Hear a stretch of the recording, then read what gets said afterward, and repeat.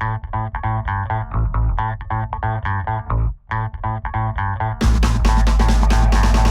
this is John Cola with OKRaw.com to have another exciting episode for you. I got a friend here, Robert Cheek, on, and he's known as a vegan bodybuilder. Look at this guy, man. He is rocked. Look, compare mine to his. Right, well, he's like at least twice my size. But I don't work out. He works out like all the time. But anyways, we're going to talk about a very important subject that's important to both of us, and it's protein. Protein. You know, animal protein, plant protein. Yes, there's a difference, but we both believe that you can't get too much protein on your diet. And in this video, Robert's going to explain 3 reasons why too much plant protein is not good. Robert, before we get into talking about plant protein, let's talk about some of the problems with animal protein, especially for people that are into bodybuilding and gaining muscle and all this kind of stuff. Like, why is too much protein from animals not good? What's the research say? Great. Well, we know that more is not better. A lot of protein, especially animal protein, can have numerous adverse effects on health, from kidney problems to liver problems to damage of endothelial cells to plaque buildup in arteries to obviously heart problems and restriction of blood flow, organ failure in some cases, kidney stones. We've seen that it can increase risk of cancer. We know this from the China study. High levels of animal protein can, create cancer to grow, turn on cancer growth. And we can see this in controlled studies where you can decrease animal protein consumption and slow down that growth. So it also has just a lot of baggage.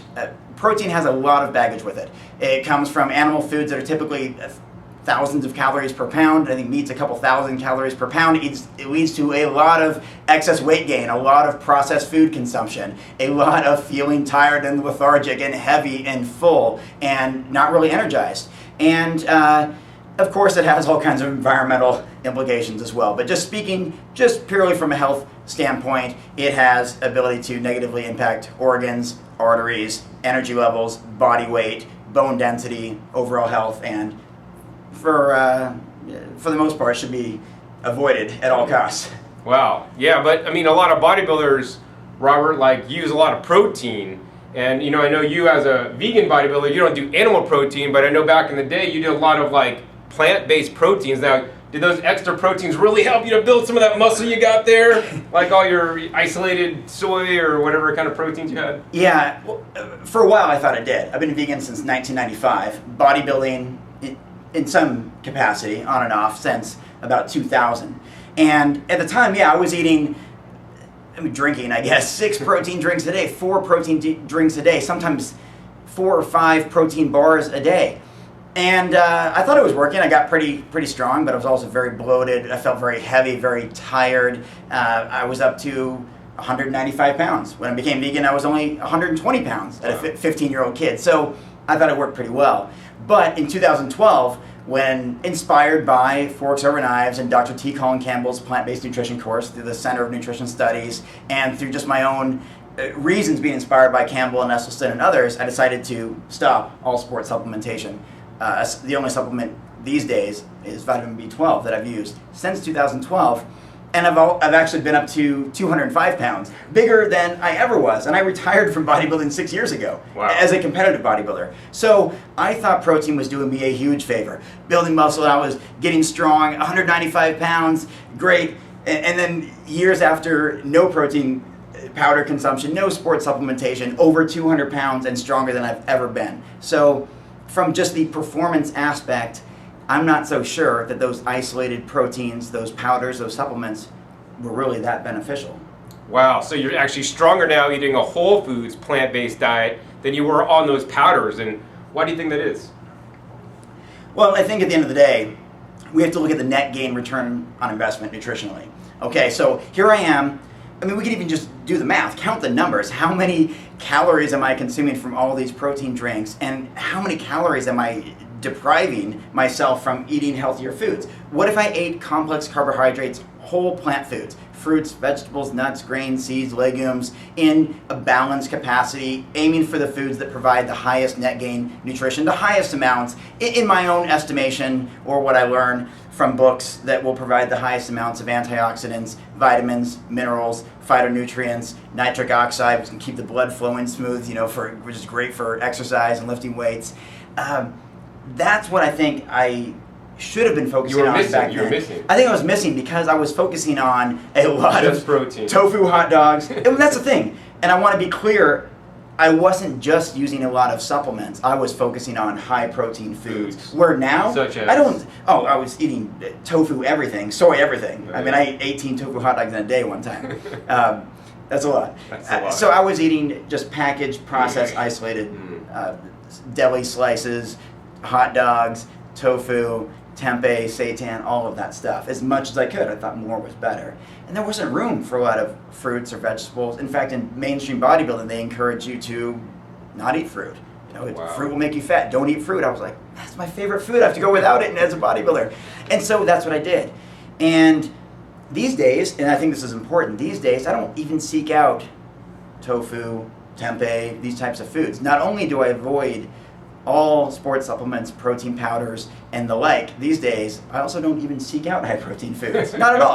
I'm fine. Just eat stuff. Yeah. I love all types of fruits, and I eat potatoes and yams and beans and lentils and rice and quinoa, and leafy greens and exotic fruits and common fruits, berries, mango, bananas, whatever.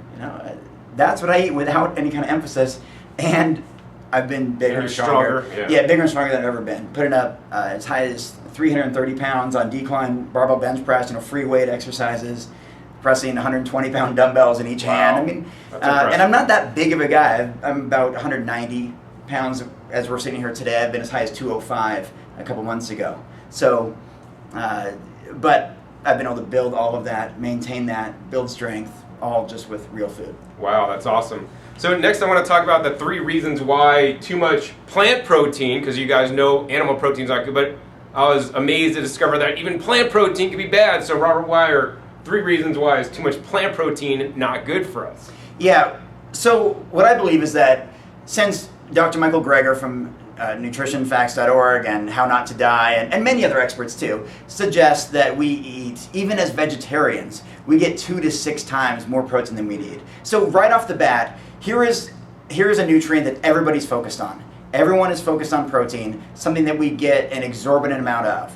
And that's already kind of a cause for alarm. So why do we need to eat more of something that everyone eats too much of? And most people that we know, just statistically, most people we know are either overweight or have some sort of diet-related health issues that oftentimes protein consumption, large protein consumption, is a culprit. So right off the bat, most of us eat too much of it, so why would we want to add a whole lot more? So that's reason 1. Yeah, reason number 1. We already get too much. Yeah, we already get too much, and I don't think more is better. And to support that, kind of number 2, I guess, here is that if more were better, then a bunch of protein would be great for our skin, our organs, our energy levels, all these things. It turns out that's not the case. Excess protein can have adverse effects on, as I mentioned earlier, kidneys, liver, other organs, bone density, energy levels, of course. It sucks a lot of energy from us to have to digest and process heavy protein-rich foods, where a lot of lighter foods, plant-based foods, are just so much easier to digest and have a higher return on investment as far as energy. So, as I was saying, if more were better, then that would be a great thing. Just pile up the protein, take on more and more and more. But that's not the case. And so that's another alarming reason to avoid protein, even plant protein, because imagine consuming exorbitant amounts of plant protein and how that has to be digested, even if it doesn't create the artery buildup, the plaque buildup that animal protein does, which I don't know if it does. It still sucks a lot of energy from us and replaces the calories that should be coming from some other foods. So that is another reason to stay away from large amounts of plant protein, including supplementation and isolated nutrients. So that'd be number 3. Reason number 3 is if you're eating all this extra protein, you're not able to eat like other high carbohydrate foods to get your calories from, right? Exactly, and that's one of the things I think is the most compelling. And because when we focus on high protein foods, we miss out on high complex carbohydrate foods that contain all the micronutrients, vitamins, minerals, antioxidants, fiber, water, nitric oxide, all of that stuff that's really, really great for us. And as we know, protein is the least efficient source of energy. So people say, oh, became vegan or vegetarian, I'm tired, I need more protein. That's not going to give you energy. It might make you feel heavy and full, and some people miss that from eating really heavy animal-based foods, but you can get that same feeling from eating nutrient-dense, calorie-dense, satiating plant foods too. So that very important, number 3, compelling reason is that when we eat a high-protein diet, we just simply miss out on better nutrition that's found elsewhere. And that, I think, cannot be understated or overlooked, because it does play such a big role. Right, yeah, I mean, I think the same thing about high-fat foods, for example. If you're eating a lot of high-fat foods and a lot of your calories are coming from fat instead of, high healthy carbohydrate foods. And same thing, you could be eating a lot of high carbohydrate foods like white bread, white potatoes, and all this stuff, and you're missing the boat, in my opinion, because now a lot of your calories are coming from high carbohydrate foods, but they're not high nutrient density foods. Right. And that's why I think Robert is performing better now, lifting more, because our bodies are a holistic system. We just don't need protein. We need protein and carbohydrates and fats and waters and antioxidants and phytochemicals and vitamins and trace minerals. And all these are in nature's proportions when we eat nature's whole foods. Of course, the fruits and the vegetables are the best at those. So, Robert, what are some 3 top foods that you like to eat, that are whole foods, that are a good balanced food, rich in protein, carbohydrates, nutrients, phytochemicals, vitamins, and minerals? Well, the funny thing is, I don't even think about foods like that anymore. I don't think about what's a good high protein plant food, because I'm not even focused on it. I mean, I would say something like walnuts, great in omega-3 essential fats, great in protein, it's calorically dense, but I don't often even think that way. But off the top of my head, I would say beans and other legumes seem to be a great example, because they are filling. They're about 500 calories per pound on average. They're very satiating. They have a good amount of carbohydrates in them, a good amount of protein in them, a good amount of fiber in them. They're a whole food. So foods, legumes, I think, are a pretty good idea. For that, as I mentioned, walnuts are fantastic. I like vegetables like yams and potatoes and sweet potatoes. Usually the darker the color, the better, I think, as far as the best nutrition. But those, again, very, very filling foods, very, very heavy, very satiating, and can be the great centerpiece of a meal. And without having to emphasize tofu or something that's got to be added to it. I think the potato, and have some salad with it, have some vegetables with it, is a great way to go. So, I mean, broccoli probably fits into that category really well too. I mean, that's the thing, there's so many foods. Why point out just a few? I think eating a balanced diet, eating the foods that you like, that are whole plant-based foods, is a good way to go. And what about fruits? Fruits for bodybuilding? Think that's a really good idea, sure, or not so good of an idea? Yeah, well, when I first got into this 15 years ago as a vegan bodybuilder, they said no fruit. Don't eat fruit. But that's my favorite thing to eat, period, is fruit. So I eat a lot of bananas, mangoes, blueberries, which I actually find to be really filling. I mean, the blueberries can be really heavy, have a big meal of blueberries. I like raspberries, melons, citrus fruits. I mean, really, I eat a lot. This is probably nothing compared to you, but one time I counted, I had 19 different fruits at home. It was just really cool. Persimmon, guava, more exotic stuff than just apples, oranges, and bananas. Awesome. So I think that is a really good way to go, because you get great calories with water, fiber, vitamins, minerals, just great nutrition. And I think fruits can be a great bodybuilding food. Avocado, coconut, bananas, really popular bodybuilding foods. Awesome. Yeah, so there you go. You guys have it. Why too much protein, whether it's animal or plant protein, is not good, and that you guys should focus on a whole plant-based food diet, rich in fruits and vegetables. Also includes some of those beans and legumes, like Robert was saying. So Robert, do you have any last comments that you'd like to share with my audience today about this topic? Yeah, well, one of the things that I think is really important too is that when we project this idea that vegans and vegetarians need lots of protein, number one, it's completely inaccurate. As we know from Dr. Michael Greger, who's one of the best in the business, that even vegetarians get up to 6 times more protein than we need. Our nutritional requirement is so low, 5 to 10% of our calories. So when we present this idea to people, to our friends, our family, athletes, to other people, that I think this gives a bad impression of, it makes a plant-based diet, which is as good as it gets, really makes it look deficient. Oh, you must need lots of extra protein to go with that. Imagine a mainstream audience watching a major sporting event, and one of the star athletes is projected to be a vegan person. Then people go crazy. Oh, this guy's not going to have enough energy. He's not going to be as strong. He's not going to be as big or as fast. And this is the idea that gets filled into millions of television homes. Then people are worried then about their children becoming vegetarian or vegan. They'll be deficient. They'll be weak. And I'm someone who went from 120 pounds to 205 pounds. Of course, over many years, but clearly it wasn't an issue. And when I was at my biggest and my best, I had no focus on protein. I didn't care about it. I didn't think about it. I didn't stress about it. I didn't prioritize it. It came from eating enough calories of real food.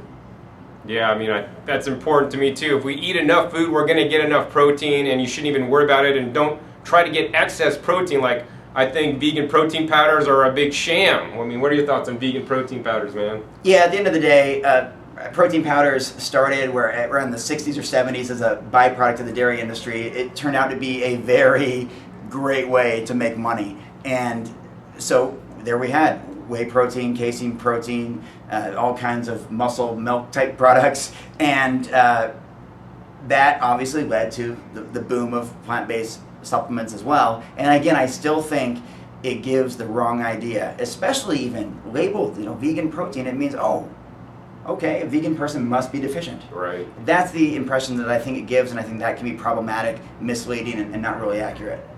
I totally agree. So yeah, we get enough protein. And here's another question, Robert. So when somebody asks you, or somebody asks one of my viewers, if somebody's talking to one of my viewers who's a vegan, and somebody asks them you're not getting enough protein as a vegan, what should they say to the person?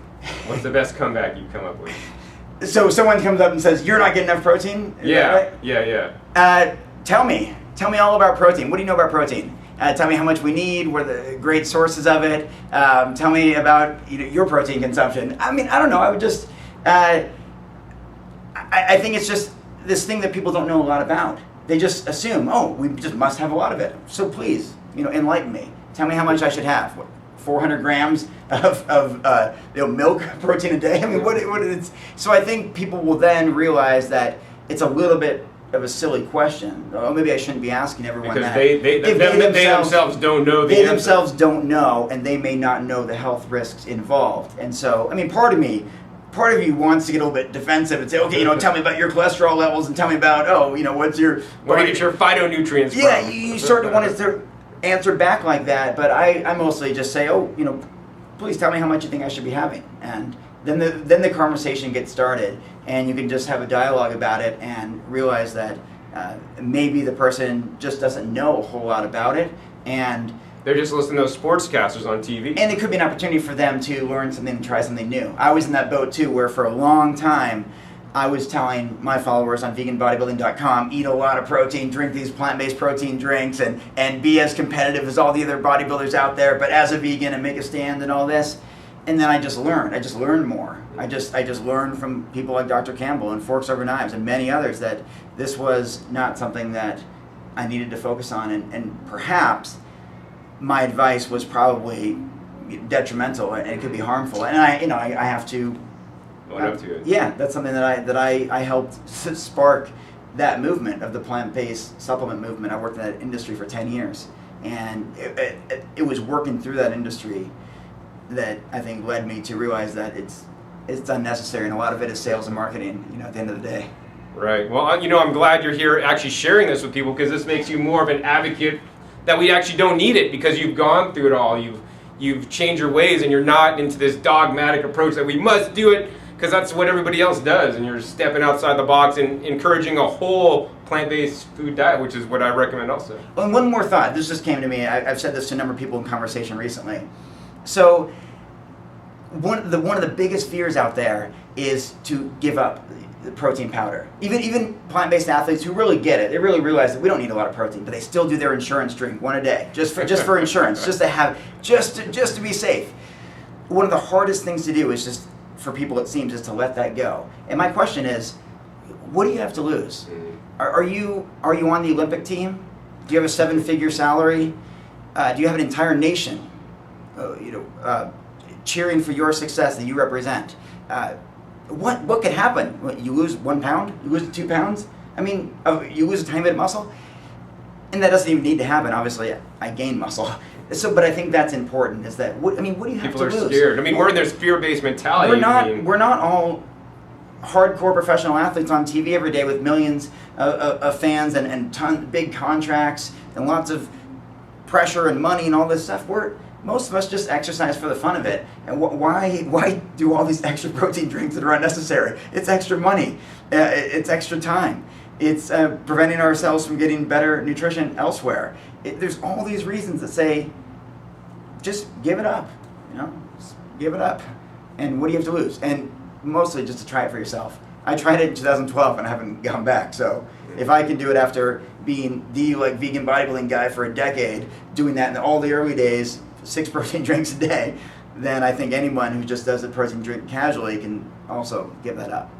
All right, Robert, so last question for you actually is how much protein does a person need, whether they're just, a normal person doing their daily stuff, like I know a lot of you guys are, versus somebody like you that really works out hard and does all that stuff. Like, what's the protein need that you would recommend for people out there? I am a believer in consuming 10 to 15% of your calories. Okay. So it's going to be different because I burn more calories than a lot of other people because of my gender, age, height, weight, and very importantly, my activity level. And so I'm just going to eat more calories. Therefore, I'm going to have more overall protein. So I'm not saying, oh, you're really active, bump it up to 20% of your diet or 25%. So 15% should max out. Yeah, because you just eat more calories. So how many calories are you eating right now? I mean about 3,600 a day. And so at 15% would be how many?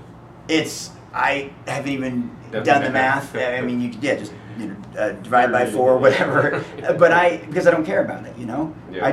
I don't worry about the number of grams. I mean, it may turn out to be like 100 grams or so, which seems like a lot, but when I'm eating thousands of calories that are mostly fruit and legumes and some grains and leafy greens, then protein's going to be a small amount of that.